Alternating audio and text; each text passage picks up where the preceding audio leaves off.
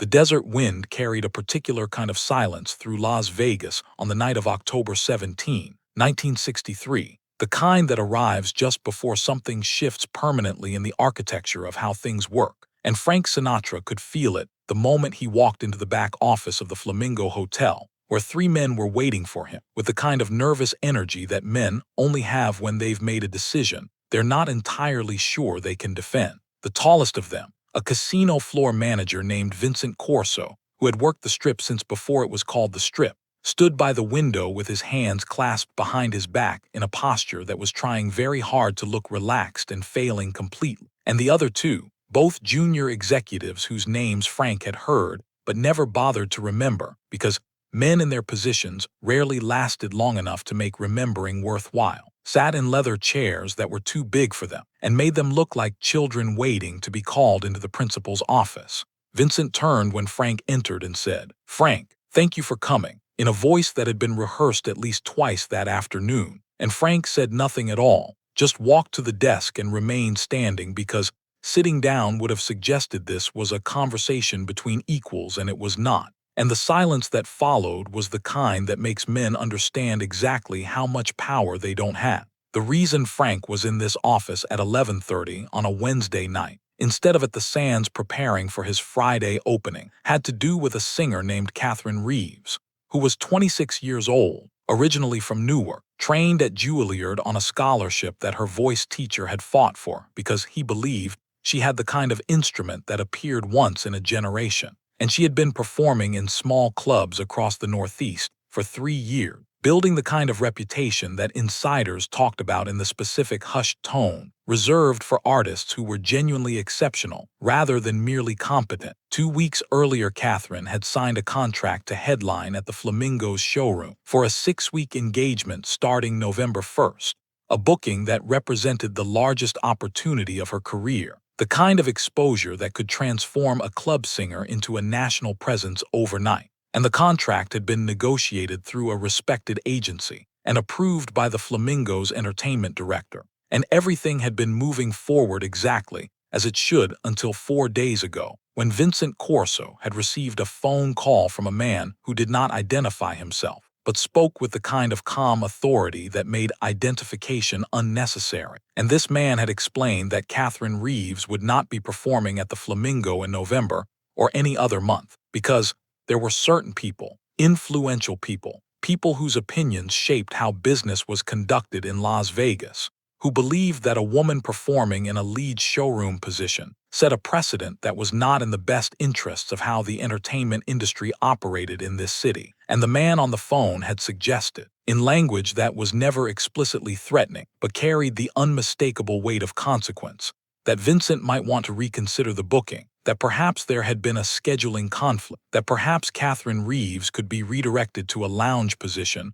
or a late-night slot, something more appropriate for a female performer, something that didn't challenge the established order of how headliners were selected and presented. Vincent Corso had spent the following 72 hours trying to find a solution that didn't involve outright canceling a signed contract, because Vincent was not by nature a cruel man, and he understood that breaking this contract would likely end Catherine Reeves' career before it properly started. That word would spread through the industry that she was difficult or unreliable or somehow unworthy of the booking, and she would spend the rest of her professional life trying to overcome a reputation she didn't earn. But Vincent also understood that defying the kind of pressure that had been applied through that phone call could end his own career in a city where careers ended suddenly and without ceremony. He had consulted with the two junior executives, who had offered the kind of useless advice that junior executives always offer when they're trying to appear thoughtful without taking any actual risk.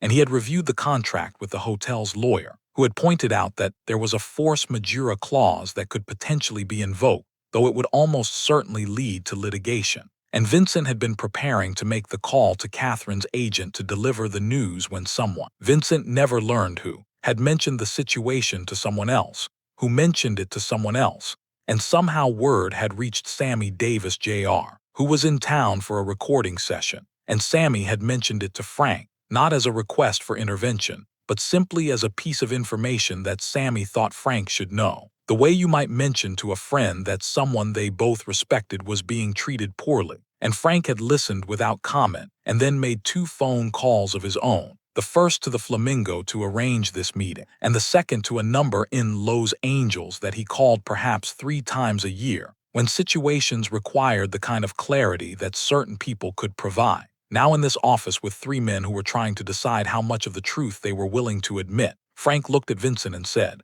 "Tell me about Catherine Reeves." And Vincent, to his credit, did not pretend to misunderstand or waste time with evasion. He simply said, "We received some pressure to cancel her engagement." And Frank said, "From who?" And Vincent said, "I don't know his name, he didn't give it." And Frank said, "But you know who he represents." And Vincent said nothing, which was answer enough. And Frank said, "Is the contract valid?" And Vincent said, "Yes." And Frank said, "Then she performed." And one of the junior executives, the one who had not learned when to remain silent, said, "Frank, this is complicated. There are relationships we need to maintain. There are people who have expectations about how things work here." And Frank turned to look at him with an expression that was not angry, which was somehow worse than anger. It was simply factual, the look of a man who was explaining something obvious to someone who should have already understood it. And he said, "No, it's not complicated. You have a contract. She signed it, you signed it. She shows up in November. You provide the room, the lights, the sound, everything the contract specifies, and anyone who has a problem with that can call me directly." And he gave them a telephone number, which he wrote on a piece of hotel stationery in handwriting that was surprisingly neat for a man who rarely wrote anything down. And he said, "You give this to anyone who asks. You tell them this is how they reach me if they want to discuss Catherine Reeves." And Vincent took the paper and looked at it, and understood that what Frank was offering was not just permission but protection. That Frank was placing his own reputation as a barrier between the Flamingo and whatever consequences might have followed from defying the pressure that had been applied. And the weight of that gesture was significant enough that Vincent felt something in his chest tight, in a way that had nothing to do with fear and everything to do with gratitude for witnessing the kind of power that chose to be generous. Frank left the office without waiting for a response because there was nothing more to discuss. The terms had been established, and he walked back through the casino floor where people recognized him and nodded and smiled, but knew better than to approach when he was moving with purpose. And he got into his car and drove not back to the Sands, but to a small bar on Charleston Boulevard that stayed open late, and where the owner, an elderly Italian man named Gino who had known Frank since before Frank was Frank, poured him a whiskey without being asked and sat down across from him and said, "You look like you just fixed something." And Frank said, "Maybe." And they sat in companionable silence for 20 minutes while the jukebox played Ellington, and the city outside continued its nightly performance of excess and desperation. Catherine Reeves learned about none of this until years later, when Vincent Corso, long retired and living in Arizona, told the story to a journalist who was writing a book about women in Las Vegas entertainment. And by then Catherine had already had her career, had released 4 albums, had performed in venues across the country, had married a studio musician, and raised 2 children, and eventually transitioned into teaching at a music conservatory in Boston, where she trained a new generation of singers with the same fierce dedication her own teacher had shown her.